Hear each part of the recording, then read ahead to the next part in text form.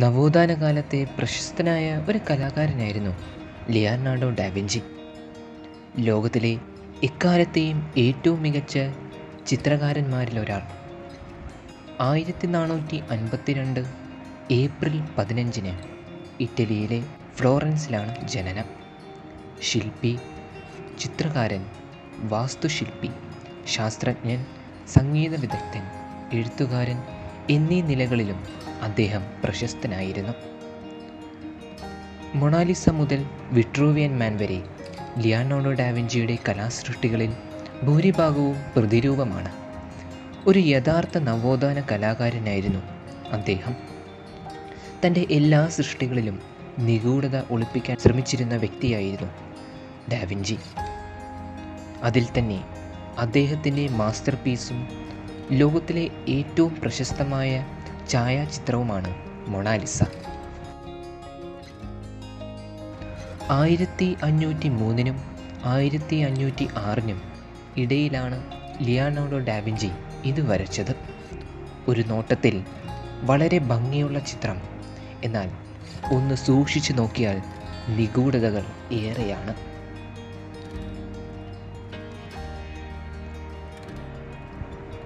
ആദ്യത്തേത്, മൊണാലിസ ഒരു ഗർഭിണിയായിരുന്നു എന്നതാണ്.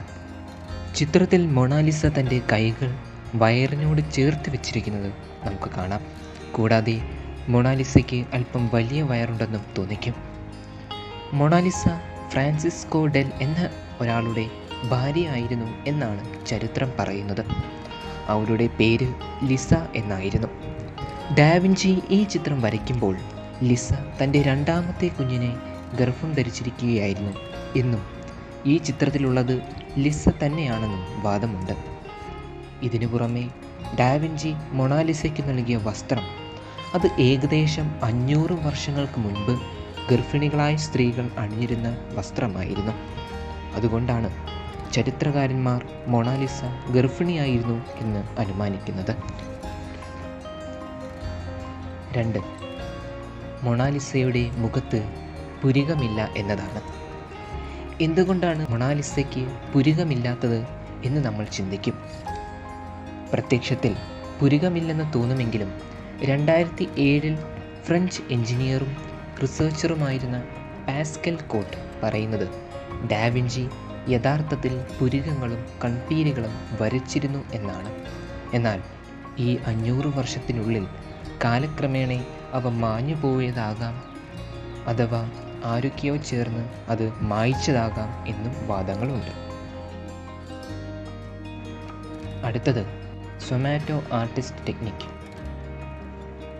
മൊണാലിസ ചിത്രത്തിൽ ഡാവിഞ്ചി ഉപയോഗിച്ചത് സൊമാറ്റോ ആർട്ടിസ്റ്റ് ടെക്നിക്കാണ്. എന്താണ് സൊമാറ്റോ? നവോത്ഥാന കാലത്തെ കാനോനിക്കൽ പെയിൻറ്റിംഗ് രീതിയാണ് സൊമാറ്റോ എന്ന് പറയുന്നത്. അക്കാലത്ത് ഈ പെയിൻറ്റിംഗ് രീതി ഏറ്റവും കൂടുതൽ ഉപയോഗിച്ചിരുന്നത് ഡാവിഞ്ചിയാണ്. അദ്ദേഹം ആദ്യമായി ഇത് ഉൾപ്പെടുത്തിയ ചിത്രവും മൊണാലിസ തന്നെയാണ്. ഒരു ഹോളിൽ മൊണാലിസ ചിത്രം വെച്ചിട്ട് നാം ആ ഹോളിൻ്റെ ഏത് വശത്തു നിന്നോ ഏത് ദിശയിൽ നിന്നോ ഈ ചിത്രം നോക്കുകയാണെങ്കിൽ മൊണാലിസ നമ്മളെ തന്നെ നോക്കുന്നത് പോലെ തോന്നും. അതാണ് ഈ രീതിയുടെ പ്രത്യേകത. ഇതിന് കാരണം ഡാവിഞ്ചി മൊണാലിസ എന്ന ചിത്രത്തിലുള്ള ബോർഡറുകൾ, അഥവാ അതിനകത്ത് നൽകിയ ബോർഡറുകൾ അത്ര വ്യക്തമായല്ല കൊടുത്തിരുന്നത്. അടുത്തത്, മൊണാലിസയുടെ കണ്ണുകളിലേക്ക് നമ്മൾ സൂം ചെയ്ത് നോക്കുകയാണെങ്കിൽ നമുക്ക് LV എന്ന 2 അക്ഷരങ്ങൾ കാണാൻ സാധിക്കും. ഭൂരിപക്ഷം ആളുകളും അഭിപ്രായപ്പെടുന്നത് അത് ലിയനാർഡോ ഡാവിഞ്ചിയുടെ സിഗ്നേച്ചർ തന്നെയാണ് എന്നതാണ്. പക്ഷേ ഇടത്തെ കണ്ണിൽ CE എന്ന അക്ഷരങ്ങളുണ്ടെന്നും ചില ഗവേഷകർ പറയുന്നുണ്ട്. അപ്പോഴും നിഗൂഢതകൾ ഏറെ ഇഷ്ടപ്പെടുന്ന ആളായിരുന്നു ഡാവിഞ്ചി. അതുകൊണ്ട് തന്നെ അദ്ദേഹം തൻ്റെ ചിത്രങ്ങളിൽ ഇങ്ങനെയുള്ള കോഡുകൾ ഉപയോഗിക്കാറുണ്ട്. അവ വലിയ ചർച്ചകൾക്ക് വഴിവെക്കാറുമുണ്ട്. എങ്കിലും എന്താണ് ഈ അക്ഷരങ്ങൾക്ക് പിന്നിൽ എന്നത് ഇന്നും ഒരു ചോദ്യമായി നിലനിൽക്കുന്നു. അടുത്തത്, മൊണാലിസയ്ക്ക് പുറകിലുള്ള ബ്രിഡ്ജ്. മൊണാലിസയ്ക്ക് പുറകിൽ കാണുന്ന ബ്രിഡ്ജ് നാം സൂക്ഷിച്ചു നോക്കുകയാണെങ്കിൽ 72 എന്ന നമ്പറുകൾ കാണാം. കാർല ഗ്ലോറി എന്ന ഗവേഷകയുടെ അഭിപ്രായത്തിൽ ചിത്രത്തിൽ കാണുന്ന 3 ആർച്ചുകളുള്ള പാലം ബോബിയോ എന്ന ഗ്രാമത്തെ പരാമർശിക്കുന്നതാണ്. 72 അക്കങ്ങൾ 1472 അവിടുത്തെ വെള്ളപ്പൊക്കത്തെ സൂചിപ്പിക്കുന്നു എന്നാണ് കാർലയുടെ വിശ്വാസം. പോണ്ടെ വെച്ചിയോ എന്നറിയപ്പെടുന്ന പാലം നശിപ്പിക്കപ്പെട്ടതായി ചരിത്രരേഖകൾ കാണിക്കുന്നു. കൂടാതെ ചിത്രത്തിലെ ബ്രിഡ്ജിൽ ഇങ്ങനെ രേഖപ്പെടുത്തിയിട്ടുണ്ട്: ദി ആൻസർ ലൈസ് ഹിയർ. ഉത്തരം ഇവിടെയുണ്ട്. തീർച്ചയായും ഉത്തരങ്ങൾ ഈ ബ്രിഡ്ജിലുണ്ടാകാം, അഥവാ ഡാവിഞ്ചി അവിടെ രേഖപ്പെടുത്തിയിട്ടുണ്ടാകാം. ഇത് കണ്ടുപിടിക്കുന്നതിനായി ഇന്നും ശാസ്ത്രലോകം ഗവേഷണം നടത്തുകയാണ്. അടുത്തത്, ആരായിരുന്നു ആ മോഡൽ? ഒരു കൂട്ടം ഗവേഷകർ അഭിപ്രായപ്പെടുന്നത് ഡാവിഞ്ചിയുടെ മുന്നിൽ മോഡലായി ഇരുന്നു കൊടുത്തത് തൻ്റെ വിദ്യാർത്ഥിയായിരുന്ന സലൈ ആയിരുന്നു എന്നാണ്. ഇതിന് കാരണമായി പറയുന്നത് സലൈക്ക് മൊണാലിസയുമായുള്ള ചില സാദൃശ്യങ്ങളും മുഖഭാവങ്ങളുമാണ്.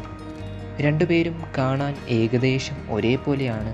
കൂടാതെ മൊണാലിസ എന്ന പേര് ഒന്ന് റീഅറേഞ്ച് ചെയ്യുകയാണെങ്കിൽ മോൻ സലൈ എന്നാകും എന്നായിരുന്നു അവരുടെ വാദം. എന്നാൽ സലൈ ഒരു പുരുഷനായിരുന്നു.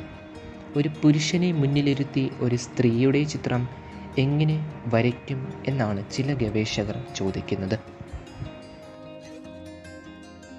അടുത്തത്, മൊണാലിസ ഡാവിഞ്ചി തന്നെയാണ് എന്നാണ് മറ്റൊരു വാദം. അദ്ദേഹത്തിൻ്റെ ചിത്രം അദ്ദേഹം തന്നെ ഒരു സ്ത്രീ രൂപമായി മാറ്റുകയായിരുന്നു എന്നതാണ്. ലോകത്തെ ഒട്ടുമിക്ക ഗവേഷകരും ഇതിനോട് യോജിക്കുന്നുമുണ്ട്. ഇതിന് കാരണമായി അവർ പറയുന്നത് ഡാവിഞ്ചിയുടെയും മൊണാലിസയുടെയും ചിത്രങ്ങൾ പരസ്പരം ചേർത്ത് വയ്ക്കുമ്പോൾ അതിൽ ഒരുപാട് സാദൃശ്യങ്ങൾ ഉണ്ടെന്നതാണ്. അടുത്തത്, മൊണാലിസയുടെ യഥാർത്ഥ ചിത്രവും അതിൻ്റെ മിറർ ചിത്രവും. മൊണാലിസയുടെ യഥാർത്ഥ ചിത്രവും അതിൻ്റെ മിറർ ചിത്രവും ചേർത്ത് വയ്ക്കുമ്പോൾ ഒരു ഏലിയൻ്റെ രൂപം കാണാൻ സാധിക്കും. ഇതിന് ലോക ഗവേഷകർ അഭിപ്രായപ്പെടുന്നത് ഭൂമിയിൽ ഏലിയനുകളുടെ സാന്നിധ്യം ഉണ്ടെന്ന് കാണിക്കാൻ ഡാവിഞ്ചി ഇതിൽ ഇങ്ങനെ ഉൾപ്പെടുത്തിയതാണ് എന്നതാണ്. നമുക്കറിയാം, ലോക ചർച്ചകളിൽ ഒരു പ്രധാന വിഷയം തന്നെയാണ് ഈ ഏലിയനുകൾ. അവ ഭൂമിയിൽ ജീവിച്ചിരിക്കുന്നോ അതോ ഇല്ലയോ, ഇപ്പോൾ ഉണ്ടോ എന്നൊക്കെ. ഈ പറഞ്ഞ കാര്യങ്ങൾക്കും നിഗൂഢതകൾക്കും അപ്പുറമാണ് ഇന്നും ലോകം ഏറെ അന്വേഷിക്കുന്ന, ചർച്ചയാക്കുന്ന മൊണാലിസ. ഇന്നും പാരീസിലെ ലൂവർ മ്യൂസിയത്തിൽ മൊണാലിസ എന്ന ലോക പ്രശസ്ത ചിത്രത്തെ നമുക്ക് കാണാൻ സാധിക്കും. എല്ലാവർക്കും വീഡിയോ ഇഷ്ടമായെന്ന് വിശ്വസിക്കുന്നു. അപ്പോൾ വീഡിയോ ലൈക്ക് ചെയ്യുക, ഷെയർ ചെയ്യുക, ചാനൽ സബ്സ്ക്രൈബ് ചെയ്യുക. മറ്റൊരു പുതിയ വീഡിയോയുമായി വീണ്ടും കാണാം. ബൈ.